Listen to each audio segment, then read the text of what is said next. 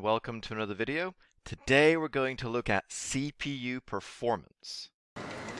I feel the need for speed. Ow! So what are we going to look at? Well, we're going to look at common characteristics of CPU performance. So we're going to look at the clock speed, we're going to look at the cache size, and we're going to look at the number of cores. Let's start with clock speed. The CPU is constantly fetching and executing instructions. The speed at which it does this is determined by an electronic clock. This clock uses vibrating crystal that maintains a constant speed, and this is all located inside your CPU. Clock speeds are measured in hertz, which is the unit of frequency and means number of times per second. So 1 hertz would be 1 clock cycle per second. However, modern CPUs are usually measured in gigahertz, and 1 gigahertz is a billion cycles per second. So modern computers can work at speeds of up to 4 gigahertz, or sometimes a bit faster. So that's 4 billion of those clock cycles per second.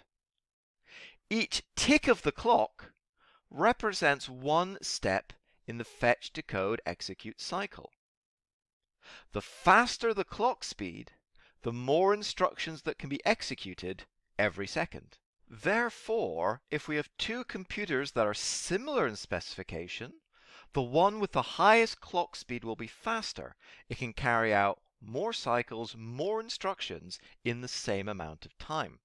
Sometimes we can increase the clock speed, so more instructions can be processed in the same amount of time on the same computer. This is what we call overclocking. It's the ability to set your CPU to operate at a higher speed than the manufacturer's default.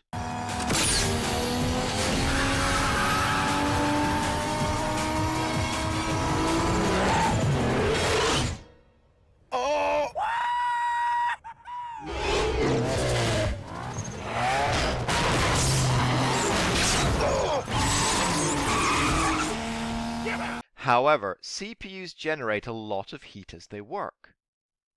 Overclocking means generating extra heat. This can cause errors in calculations, crashes, and can even damage the CPU. So CPUs may require extra cooling if they are overclocked. Now that might be an air cooler or liquid cooling of some description.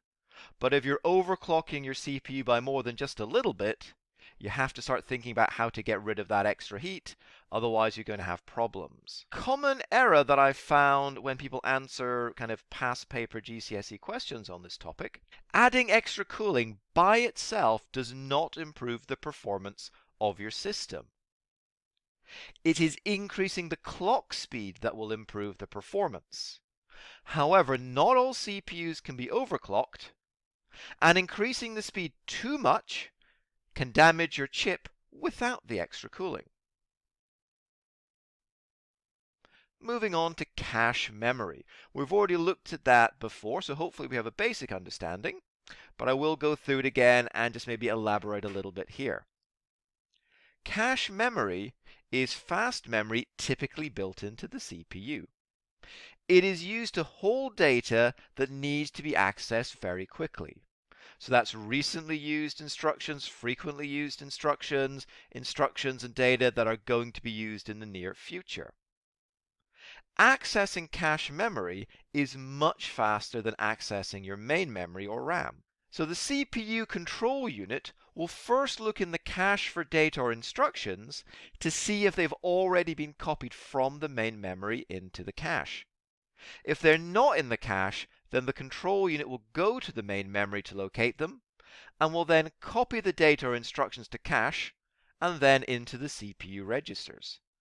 So if you look at this diagram, we should be able to see that. So you can see the CPU control unit, it's looking for some data or an instruction, so it checks in the cache first.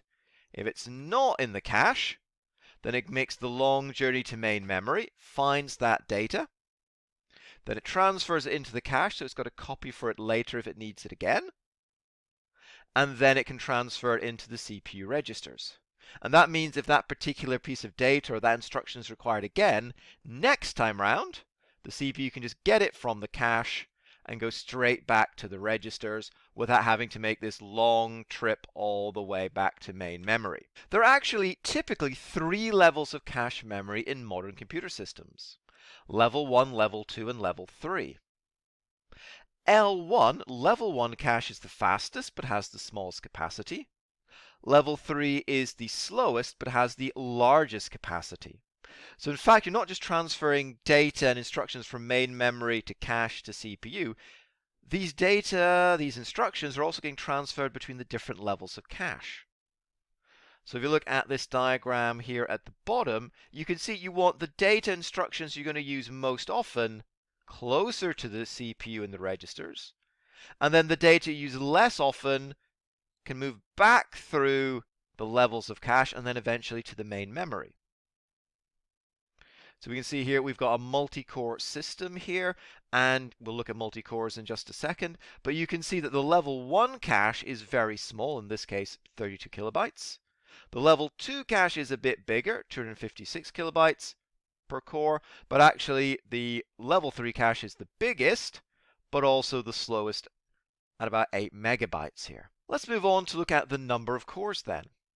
Modern CPUs can actually have more than one processing unit built into one physical microchip. These are what we call cores, and we often talk about single core, dual core, quad core, octa-core, etc. So that's 1, 2, 4, 8 processing unit cores inside one physical chip. Each core can fetch, decode, and execute instructions independently. So multiple core processor can handle several instructions at the same time. So a dual core processor can fetch 2 instructions at the same time, or execute 2 instructions at the same time. Therefore, for example, a dual core 1.5 GHz CPU will usually be faster than a single core 2 GHz CPU, even though it seems like the clock speed is a little bit slower. But because it's 2 cores, you've got 2 cores operating at 1.5 GHz rather than a single core operating at 2 GHz. So in most cases, that dual core CPU will be faster. Multi-core systems offer benefits in the following situations. Multitasking. Multitasking is when we're running multiple programs at the same time. And we've also got parallel processing. This is the idea that large problems can often be divided into smaller ones, which can then be solved at the same time on different cores. However, there can be issues with multi-core processors. Programs have to be specially written to take advantage of multiple cores. And the task that the program is attempting must also be one that can be split into subsections to take advantage of multiple cores. A lot of older software won't actually run any faster on a multi-core system because the software is only being designed to take advantage of a single core system. So when thinking about which processor is faster, if you're offered a series, you need to think about clock speed, number of cores, and the amount of cache. The fastest system is not always the one with the highest clock speed, and quite often in exam questions they'll try and trick you a little bit with that. So here I've just pulled a random CPU specification list out and put it in here. I think this is the 10th generation Intel Core processors. This is their low power laptop processors here. It doesn't really matter which series I look at. We're just going to really think about clock speed and cores and the amount of cache. So we look at the U series first of all here. So we can see here we've got the Intel Core i3s at the bottom. These are the ones that aren't so fast. Then we've got the i5s, and then we've got the top of the range i7s at the top here. So let's just have a look at the top two here. They're both i7s. These are the kind of the best processors in this series.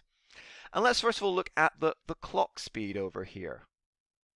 So we can see here that the top CPU here, the top i7, base speed 1.1 gigahertz, and the turbo speed is 4.7 gigahertz. But the one below it, the one that's not quite as good, seems to have a faster clock speed. We've got 1.8 gigahertz base, 4.9 gigahertz turbo. Oh, so this would be actually slightly cheaper, but it looks better. It's got a faster clock speed. The base speed is faster, and the turbo speed is faster. But if we look at some of the other specifications here, we can look at the core count. The i7 at the top here has 6 cores, but the one with the faster clock speed only has 4 cores. It's also got more threads here than we do here. So a thread is just like a core, but it's kind of emulated in software rather than being a physical processing unit. So we're just going to concentrate on cores because that's what you need to know for the syllabus. So we've got 6 cores versus 4 cores. We also can look at cache.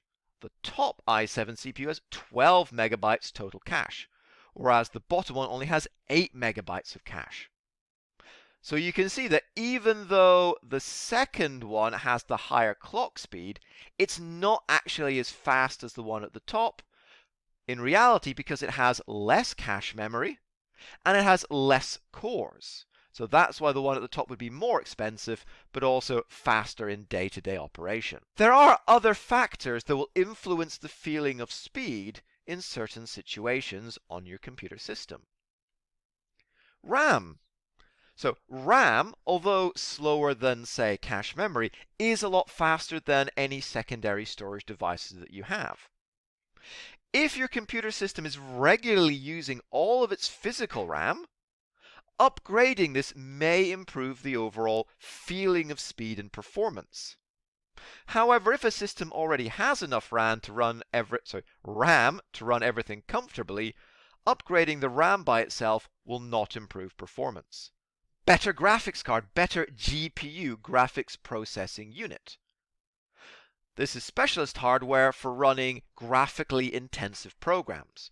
The most common example of this would be obviously the games that we play on our PCs. However, a better GPU is also really good for running many professional programs. And this is a key point in the exam to bring up to get extra marks.